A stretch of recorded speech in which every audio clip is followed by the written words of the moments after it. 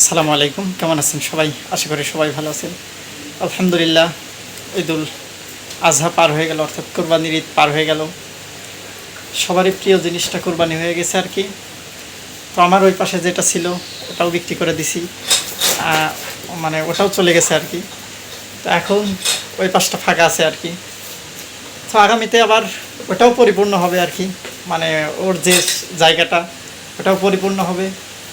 তবে আগে যেটা থাকে ওঠার মতো আর হয় না কখনো, মানে ওর মতো আবেগ, ওর মতো ভালোবাসা আর কখনোই হয় না। পরবর্তীতে আবার আসবে নতুন কেউ জায়গাটা, ওর জায়গাটা পূরণ করার চেষ্টা করবে। আমিও চেষ্টা করবো ওর মতো করেই লালন পালন করার। তো গত যেটা ছিল, অর্থাৎ যেটা ছিল ওটা আলহামদুলিল্লাহ ভালোই ছিল আমার কাছে, প্রায় 10 মাসের মতো ছিল আর কি।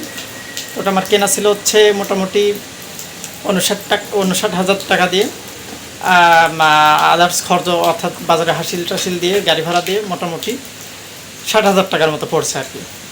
এটা খরচ ছিল। আর এই 9 মাসেও 10 মাসেও মোটামুটি খাবার খাইছে 60,000 টাকা, আর বাকি টাকাটা প্রফিট আসছে।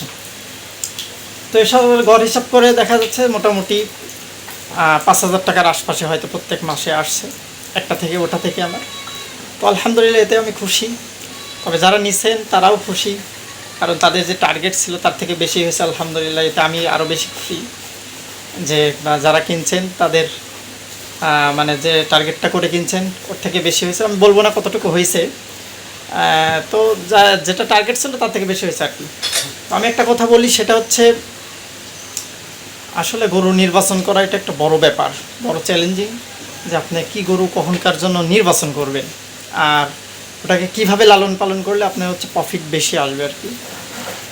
সব সময় চেষ্টা করবেন কোরবানির জন্য একটু ভালো জাতের গরু কিনার, অর্থাৎ শাহিওয়াল, ফিজিয়াম, এই জাতের ক্রসগুলো যেগুলো আছে, এদের যেহেতু রোগ প্রতিরোধ ক্ষমতা একটু বেশি হয় অরিজিনাল থেকে। অর্থাৎ অরিজিনাল ফিজিয়াম যেটা, সেটা হচ্ছে আপনি হচ্ছে এই আবহাওয়ার সঙ্গে খাপ খাইতে সমস্যা হয়, রোগ প্রতিরোধ ক্ষমতা একটু কম হয়।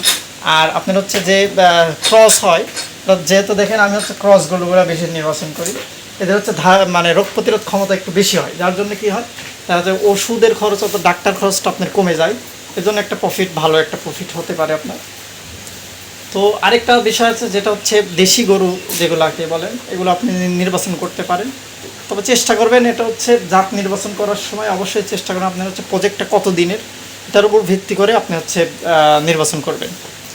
তো যাই হোক, আলহামদুলিল্লাহ, যেটা ছিল, যেটা বিক্রি করেছে ওটা থেকে ভালো প্রফিট আসছে আমার আলহামদুলিল্লাহ। এটা আমি খুশি, লাখ লাখ শুকরিয়া আদায় করি আল্লাহর কাছে। তো এটা যেহেতু আছে, এটাও ইনশাল্লাহ আগামী কোরবানি টার্গেট আমার। এবং পরবর্তীতে আমি যেটা কিনবো ওটা হচ্ছে আপনার বছরের মাঝখানে, অর্থাৎ শীতের পরে যে সময়টা আসে এই সময় আমি সেল করবো, আর এটা থাকবে আমার আগামী কোরবানির জন্য।